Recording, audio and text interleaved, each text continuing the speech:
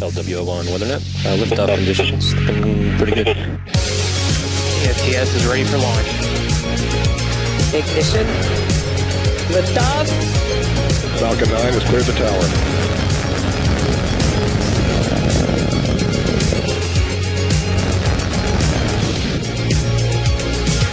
Ten, 9, 8, Side booster ignition. 6, 5, 4, 3, 2, 1.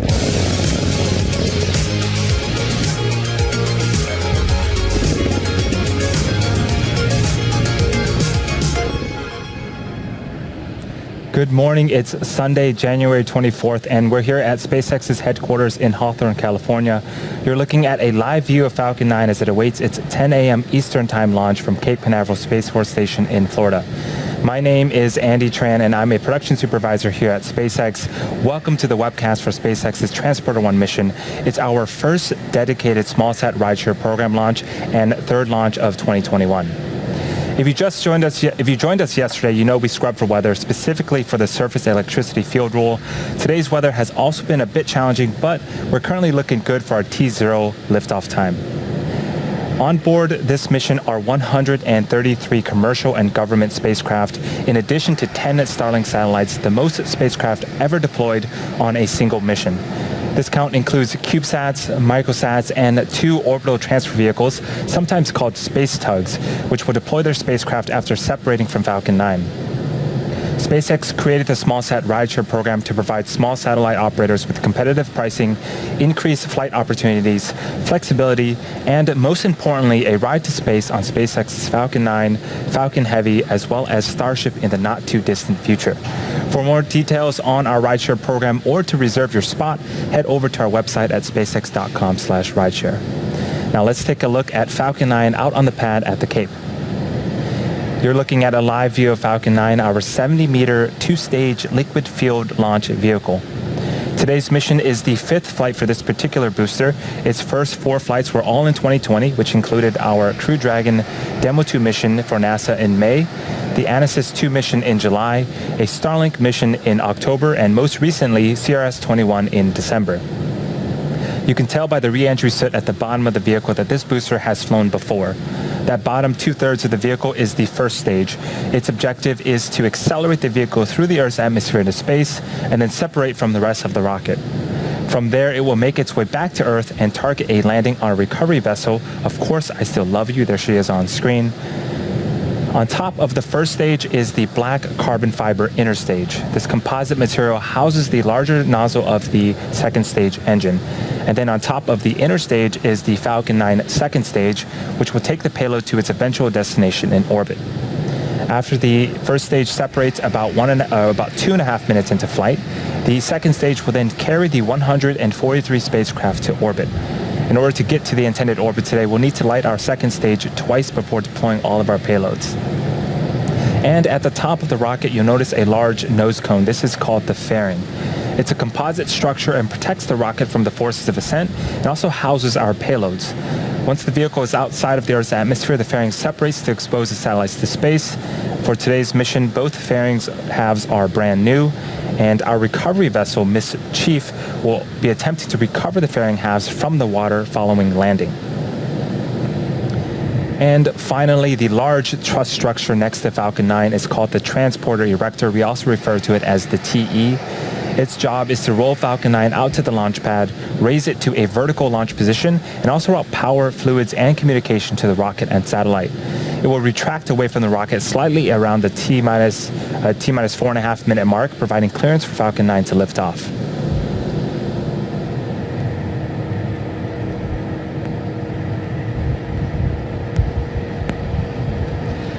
The chief engineer held a technical poll at the T-minus 1 hour mark, and the launch director held a propellant load and launch go-no-go poll at the T-minus 38 minute mark. Weather is still tracking to be green for a T0 liftoff.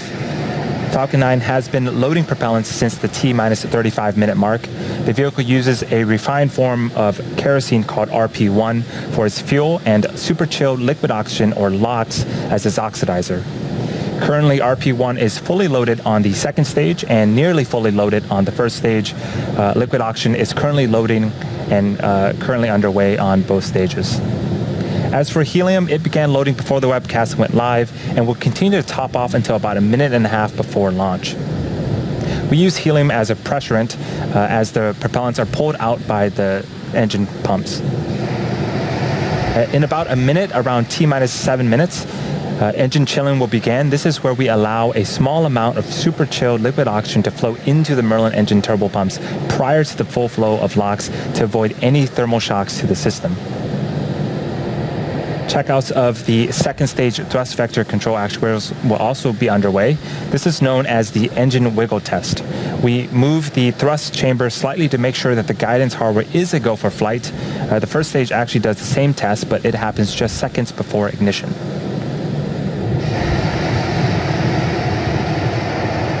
So far, the vehicle is healthy. We are currently working no issues. The range is standing by and currently green for launch. And again, weather is a tracking item, but right now we are green for T0 liftoff time.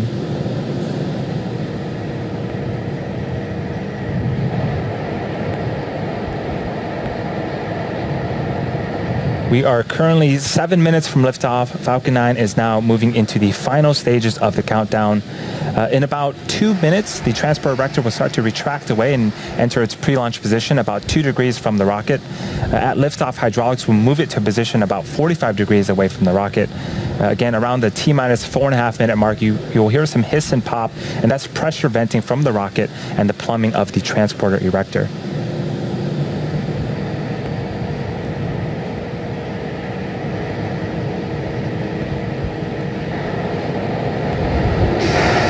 The vehicle remains in good health. We're continuing to load propellant on both the first and second stages. You can see that we've had some gaseous oxygen venting from Falcon 9.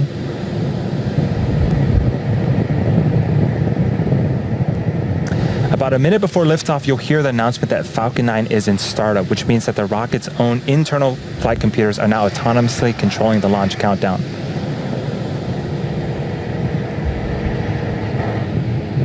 The payload inside the fairing halves continue to be healthy. The Falcon 9 team is tracking no issues on the rocket. Weather, again, is a tracking item for us, but currently we're green. And as a reminder, if we don't launch today, we'll make another attempt sometime in the future, and we'll let you know as soon as we know that date.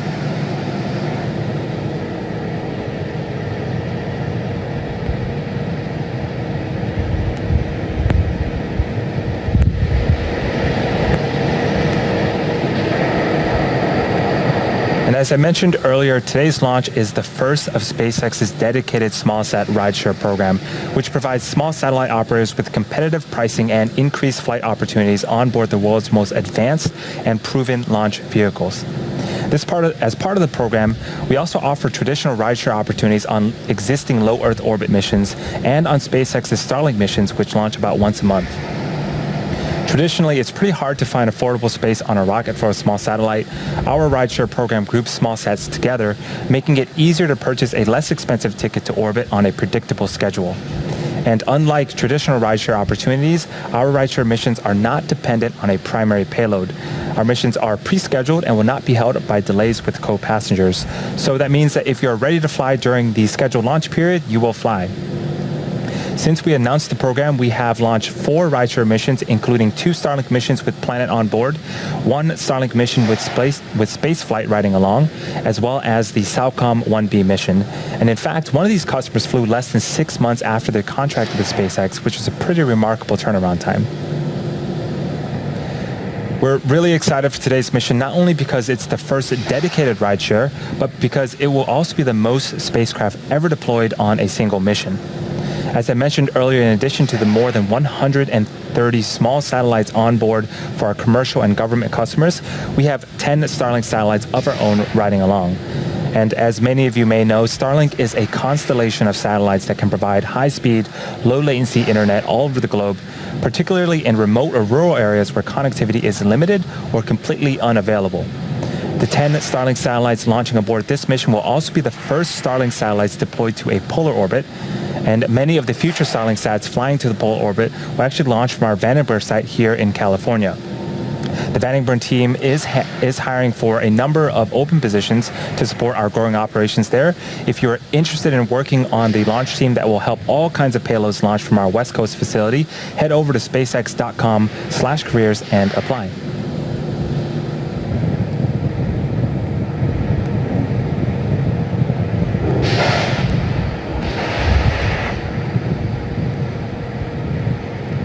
We are about 3 minutes from liftoff. Falcon 9 is moving into the final stages of the countdown. The payload and vehicle remain healthy, and we're still currently tracking weather to be green for a T0 liftoff at 10 a.m. Eastern.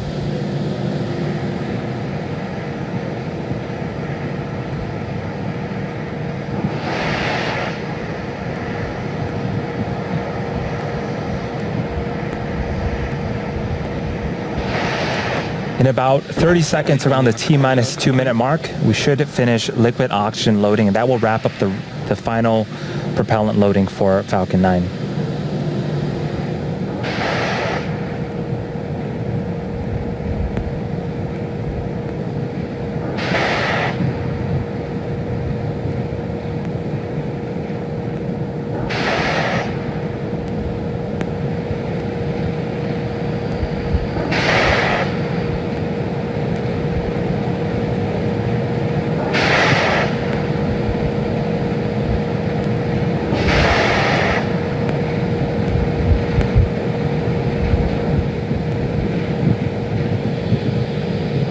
For those just joining us, this is the Transporter-1 mission for SpaceX, the third launch of 2021 and the first dedicated small-sat rideshare mission for SpaceX.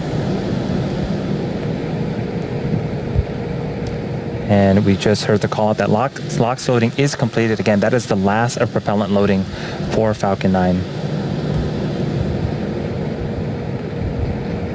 And on screen, you can start to see some white clouds forming around Falcon 9. That is normal and expected for us at this stage in the countdown.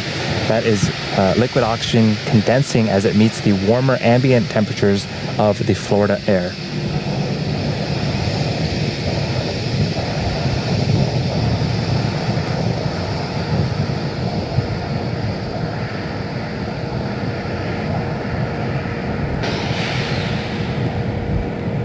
Falcon 9's in startup. And the vehicle is in startup. Both stages are beginning to pressurize for launch. In a few seconds here, we should be hearing the launch director give the final go for liftoff. LD on countdown 1, go for launch. And there you heard it. That is the final go for launch at T-minus 35 seconds. All systems are go for the Transporter-1 mission. Let's listen and watch in as we lift off from Cape Canaveral Space Force Station in Florida.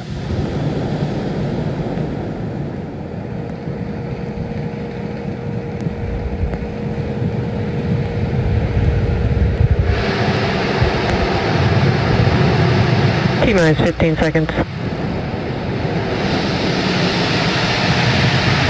10, 9, 8, 7, 6, 5, 4, 3, 2, 1, 0. Ignition and liftoff.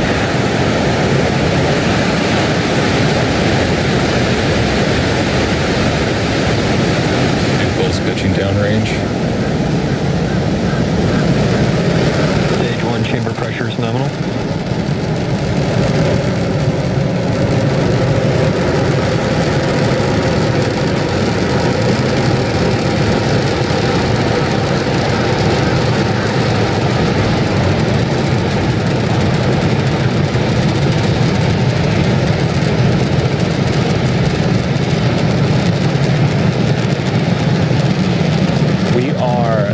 Plus 43 seconds into flight. Falcon 9 has cleared the tower and is currently throttling down to prepare for max Q at around the T plus 1 minute and 12 second mark. Max Q is where the vehicle will experience the highest amount of aerodynamic pressures. Falcon 9 is supersonic.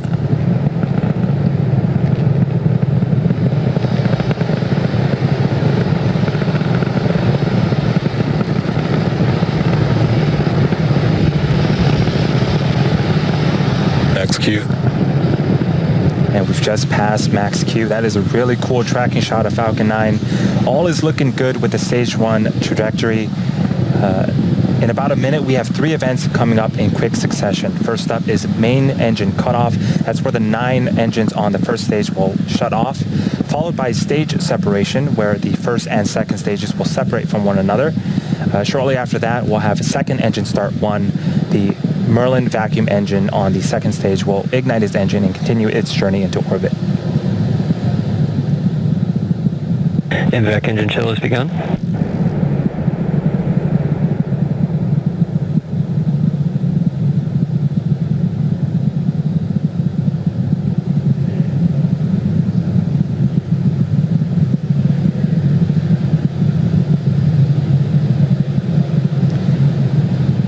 We're about 20 seconds away from main engine cutoff, the start of those 3 events happening in rapid succession.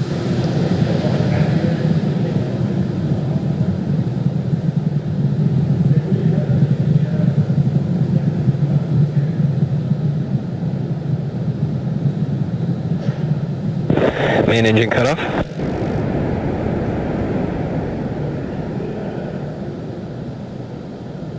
Stage separation confirmed.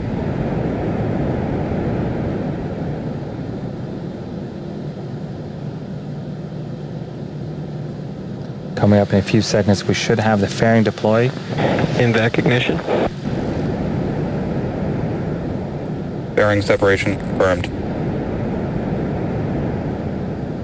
And there you can see the 2 fairing halves have separated and fallen away from the vehicle, exposing the 143 spacecraft to the vacuum of space. And as a reminder, our recovery vessel, Miss Chief, will be attempting to recover the fairing halves today from the water.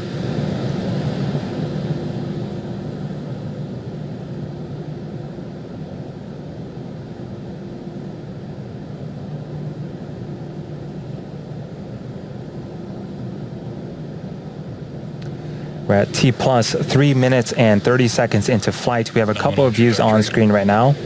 On the right-hand side is a view of the second stage, specifically the MVAC engine.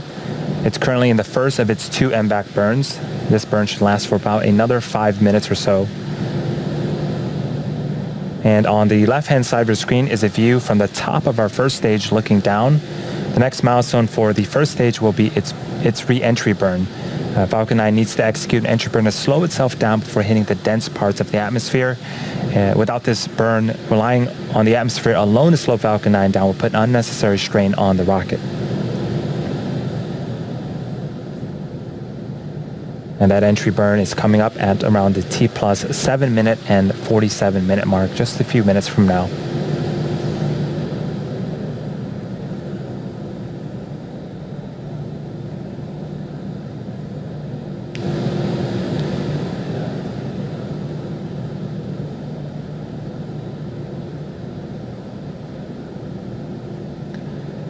For those just joining us, this is the Transporter-1 mission for SpaceX, the first dedicated small-sat rideshare program mission, and it's also the 3rd mission of 2021.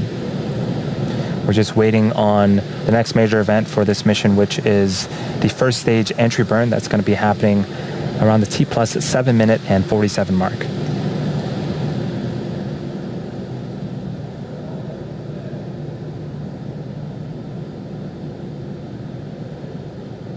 You can see some periodic bursts of gas from the first stage. That is nitrogen from our attitude control systems. They help to orient the first stage as it continues to make its descent back towards Earth.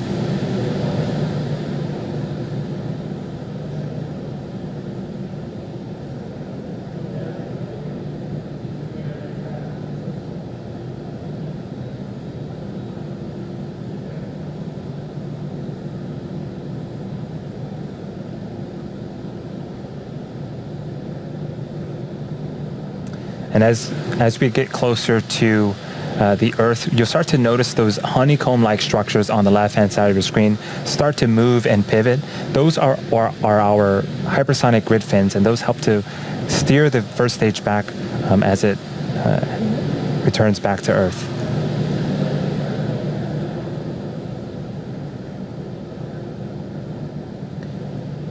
As for the second stage, impact performance looks nominal.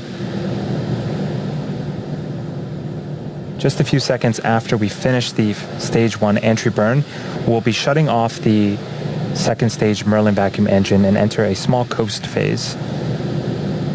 Again, we'll need to relight this engine later on in the mission to get to our eventual destination in orbit.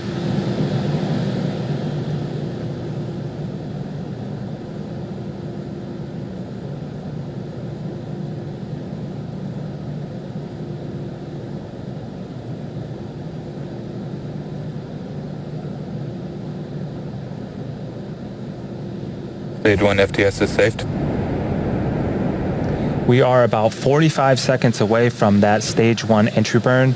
For the entry burn, it is a 3-engine burn, so 3 of the 9 Merlin engines on the first stage will relight and start to slow the stage down before it hits the denser parts of the Earth's atmosphere.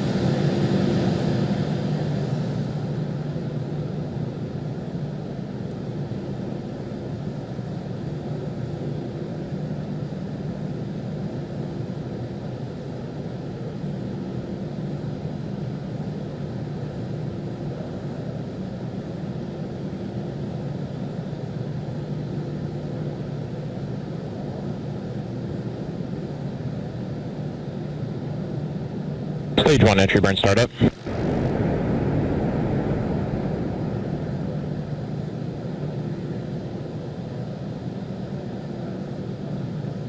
And there's the entry burn. 3 of the 9 Merlin engines have relit. This burn is expected to last for about 30 seconds.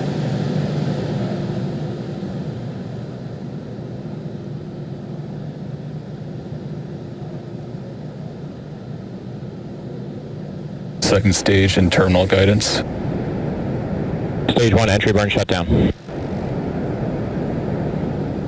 And you can see on screen the entry burn has concluded, and in just a few seconds we should be hearing the call out for second engine cutoff, where we'll shut down the second stage MVAC engine.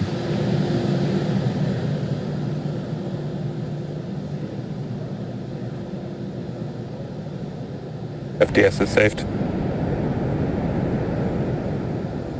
There's the second stage. Also signal stage 1, Cape expected.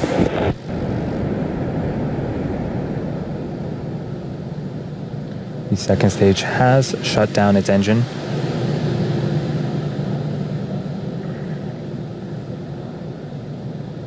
Now, as I mentioned earlier, we are going to be attempting to recover the booster for a 5th time. Nominal parking orbit insertion. On our drone ship, Of Course I Still Love You.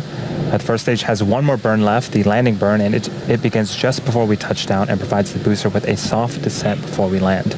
That should be starting up anytime now.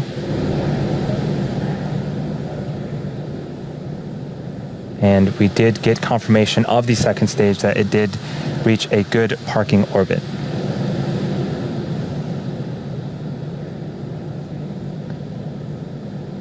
Stage 1 landing leg deploy. LOS stage 2, Cape Canaveral expected.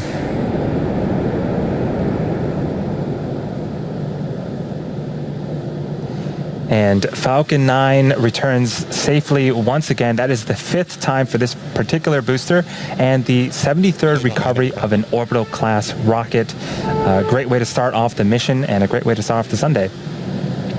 We're now going to coast for the next 45 minutes or so while we wait for SES-2, or second engine start number 2. We're going to leave you with an animation that shows you where we're at in the coast phase, and we'll see you back here at the T plus 54 minute mark.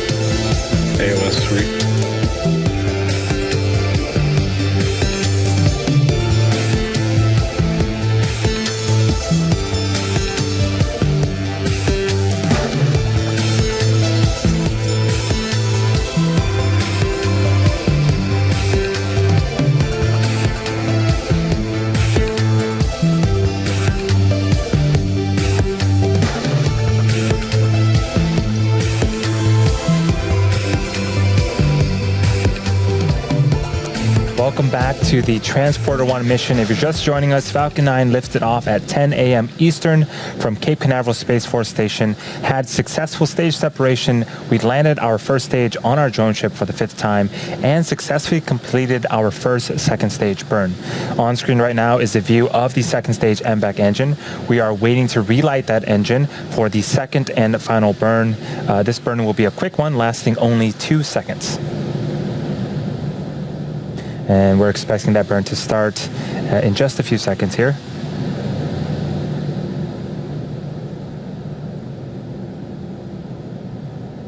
And if we don't have footage of it, we should be able to get confirmation over the nets.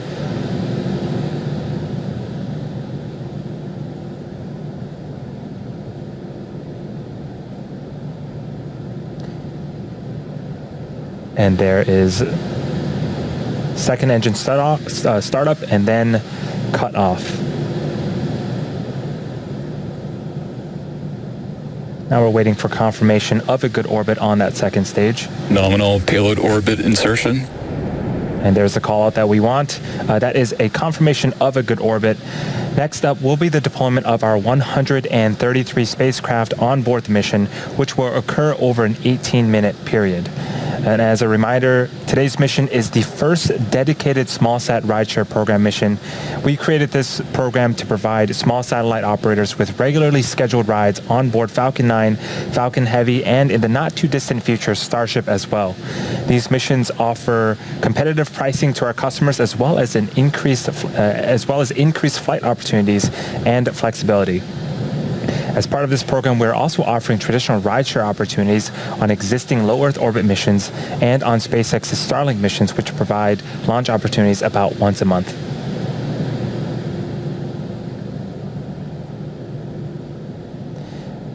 The first of those deployments should be happening around the T plus 58-minute and 30-second mark. There's a view of the Transporter-1 payload containing all 143 spacecraft.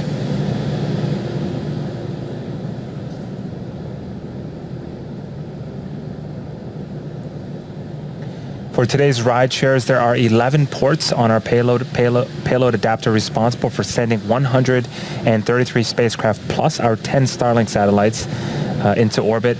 Some of these ports will have multiple deployments. For these, over the countdown nets, we'll hear callouts for when the deployment sequence has begun and another callout for when the deployment sequence has completed. There are also then a handful of ports that will deploy only once, and we'll try to let you know who the customer is for each deployment, along with how many spacecraft are being sent into space.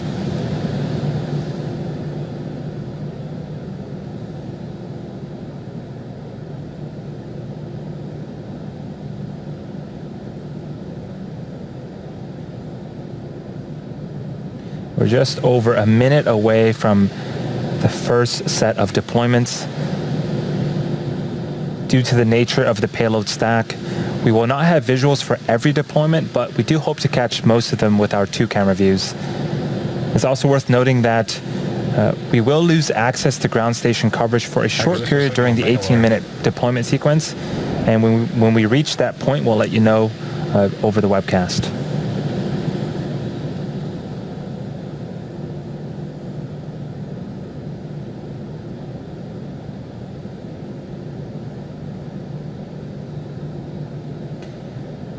First up, the deployment sequences for port C4 and C1 will be initiated at the T plus 58-minute and 30-second mark.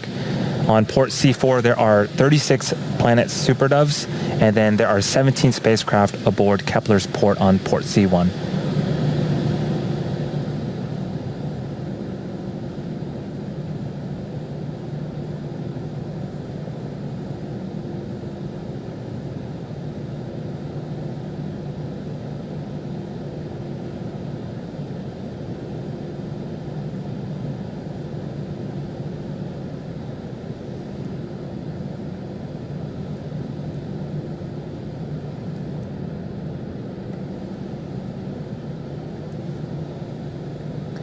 And we're hoping to get Ports C4 and C1 deployment sequences initiated.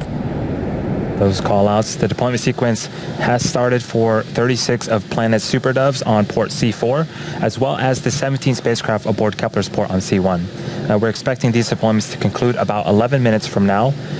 In just a few seconds, we should be starting up the deployment for our customer Maverick, which contains 3 CubeSats for NASA's Small Spacecraft Technology Program's VR-3X mission. It's going to be deploying from the aft end fuel dome, which essentially is a small platform mounted on the back end of the second stage fuel dome, right above the MVAC engine. Aft end payload deployed. And there you heard the call-outs. 3 CubeSats aboard Maverick's Mercury dispenser have deployed. These are for NASA's Small Spacecraft Technologies Program VR-3X mission.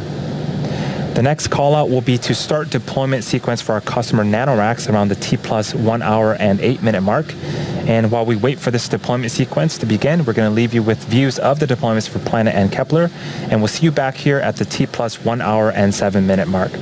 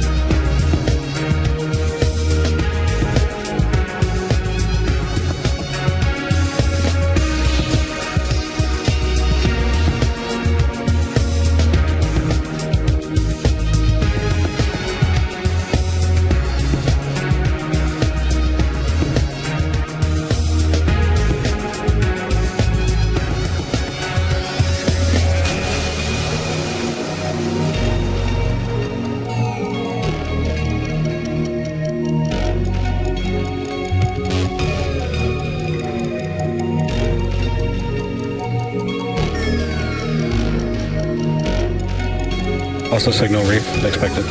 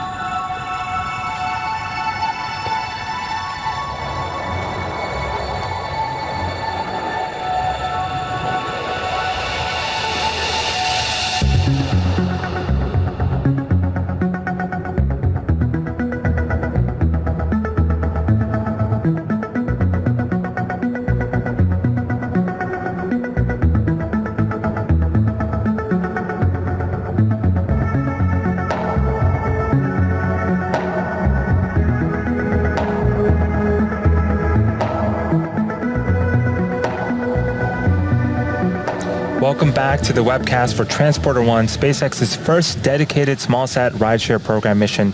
On board this mission are 143 spacecraft, the most spacecraft ever deployed on a single mission. If you're just joining us, Falcon 9 had an on-time liftoff at 10 a.m. Eastern from Cape Canaveral Space Force Station. It followed a nominal trajectory after liftoff. The first stage landed for the 5th time on our drone ship, Of Course I Still Love You, and our second stage had 2 successful engine burns. So far, the deployment sequence has begun for 36 of Planet's CubeSats, as well as the 17 spacecraft aboard Kepler's port. If you're looking closely at the left half of your screen, you should see them in the background being deployed from the payload. We're expecting those to be completed around the T plus 1 hour and 9 minute mark. We've also deployed 3 CubeSats for our customer Maverick. We're now waiting to hear that the deployment sequence has started from port C3 for the 9 spacecraft for NanoRac's EAR-1 mission.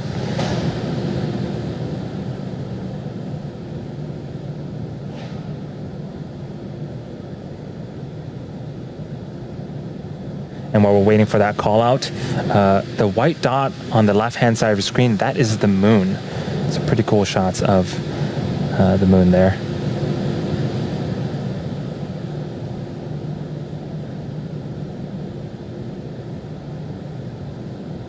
And there goes another satellite. Again, we're waiting for confirmation from the team for the 9 spacecraft for NanoRac's Deployment sequence initiated.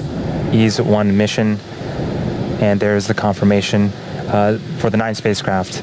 We're expecting to get confirmation that these have completed deployment in about 8 minutes from now once we pass through our ground station blackout period, so stay tuned for that. Also signal Bangalore as expected. Next up, we're expecting to get the confirmation that the 36 of Planet's Super Doves have deployed, as well as the 17 spacecraft aboard Kepler's port. And we did get that call out. So far, we've successfully deployed 56 of our 133 smallsat rideshares today. 9 spacecrafts have started their deployment sequence and should wrap up in the next few minutes, leaving another 68 still yet to be initiated. We've now entered that blackout period I mentioned earlier, which means we lose camera views and telemetry. During this time, we are expecting quite a bit of activity, but we won't get confirmation of successful deployments until we regain ground station connectivity around the T plus 1 hour and 15 minute mark. Here's a preview of what will be happening until we regain that connectivity. 9 spacecraft for NanoRacks will complete their deployment sequence. The first of 2 ports for our customer EXO launch will start and then finish deploying from port B3. Their second port B2 will also begin its deploy sequence, but won't be completed until approximately T plus 1 hour and 16 minutes. EXO launch has a total of 30 spacecraft on today's mission. From there, 2 spacecraft will deploy for our customer Capella from 2 separate ports. And lastly, Spaceflight Incorporated customer IQPS's satellite will also separate. And while we wait to regain access to ground station coverage in a few minutes, sit back and follow along with our animation that shows you where we're at in the mission. We'll see you back here at the T plus 1 hour and 15 minute mark.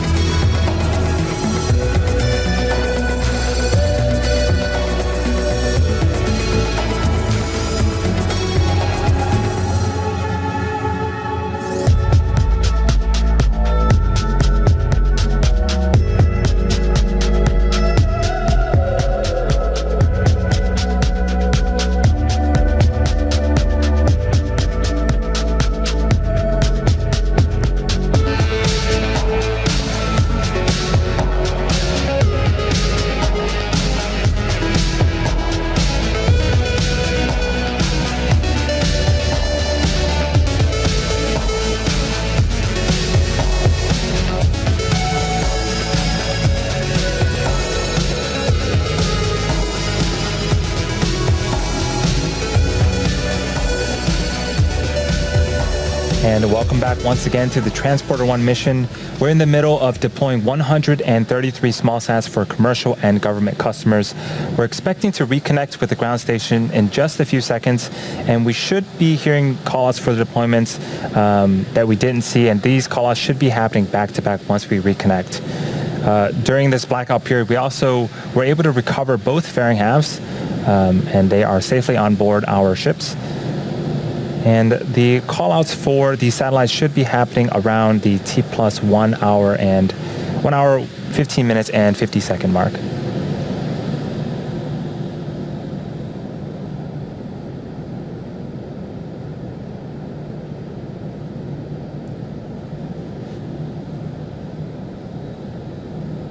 Acquisition of signal, Cordova.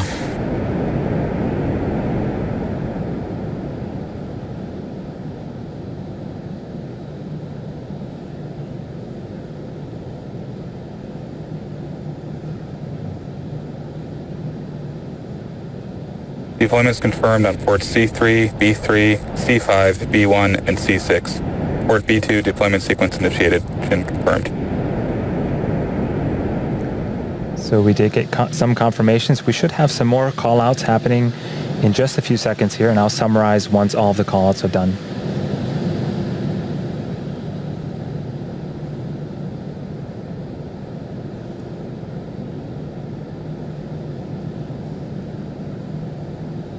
Port A4 deployment confirmed.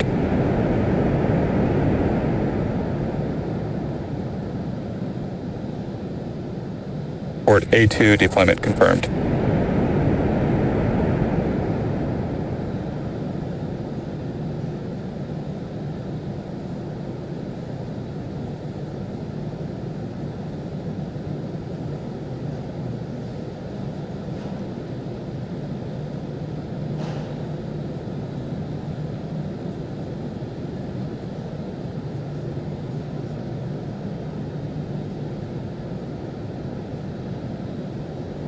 Port B2 deployment sequence complete.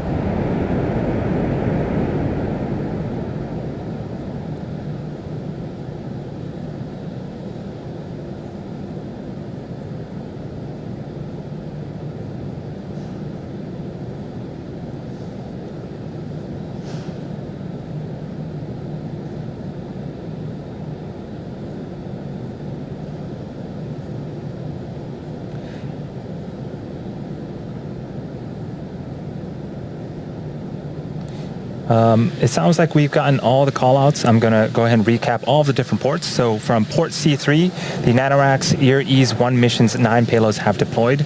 From port B3 and B2, the ExoPort-1 spacecraft deployed with 2 ICE-I radar imaging satellites aboard, and ExoPort-2 with 28 spacecraft from the DLR ICE-I Nanoavionics Swarm and TU Dresden began its deployment.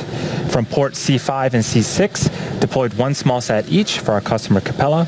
From port B1, the Spaceflight Incorporated customer's IQPS satellite has also deployed.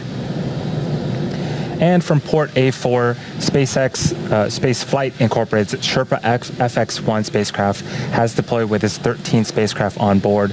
From port B2, the final small sats for EXO launch have now deployed, making for a total of 30 on today's mission. And from port A2, D-Orbit's Pulse mission with its 20 spacecraft on board has also deployed. And that will conclude the rideshare portion of the mission. With these deployments behind us, we are now going to enter another short coast phase before deploying our 10 Starlink satellites. So sit tight, enjoy the music, and we'll be back at the T plus 1 hour and 30 minute mark. We'll see you then.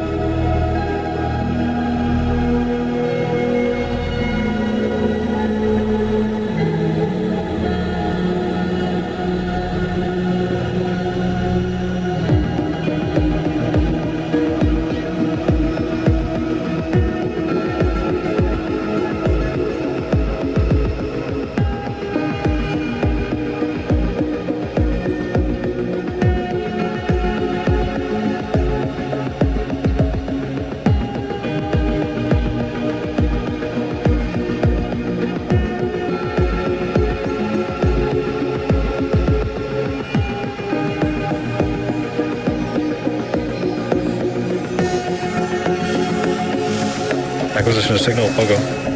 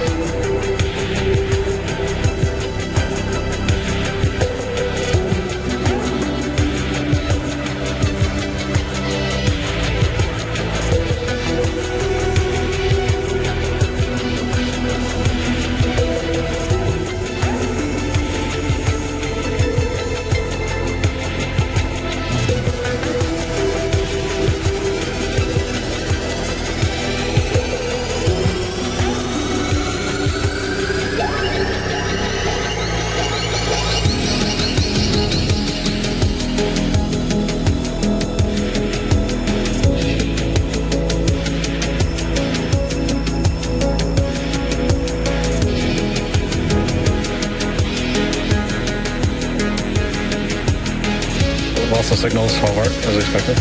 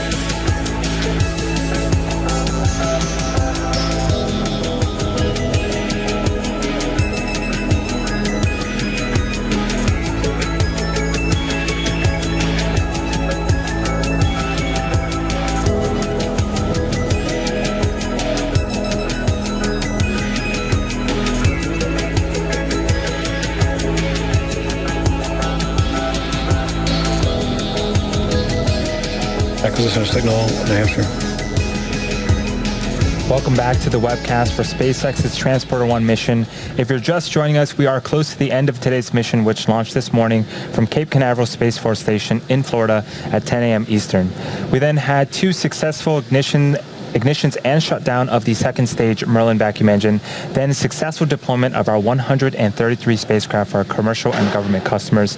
We were also able to successfully recover our first stage for a 5th time on our drone ship, Of Course I Still Love You, and recover both fairing halves from the water.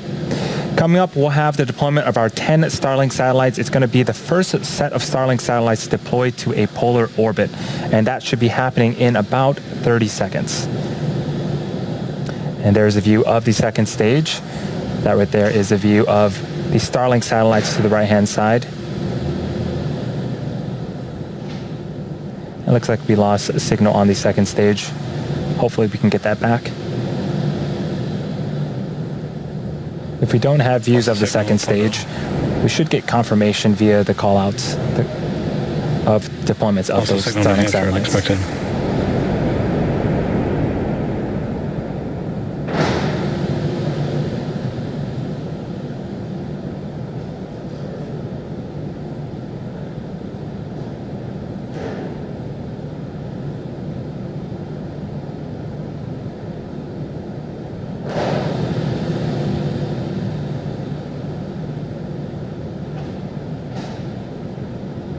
Partial data back from New Hampshire.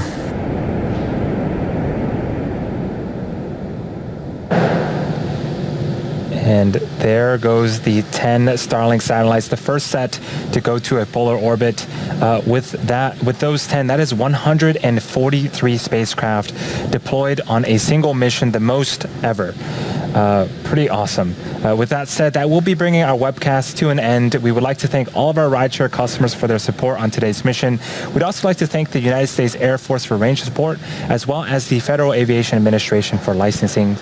Continue to follow us on SpaceX.com for future missions and milestones, as well as our Twitter and Instagram profiles. And if you are excited about what you've seen today and want to join our team, visit SpaceX.com/careers to learn more about working at SpaceX. Thank you to all of our viewers for your continued support, and have a wonderful rest of the day.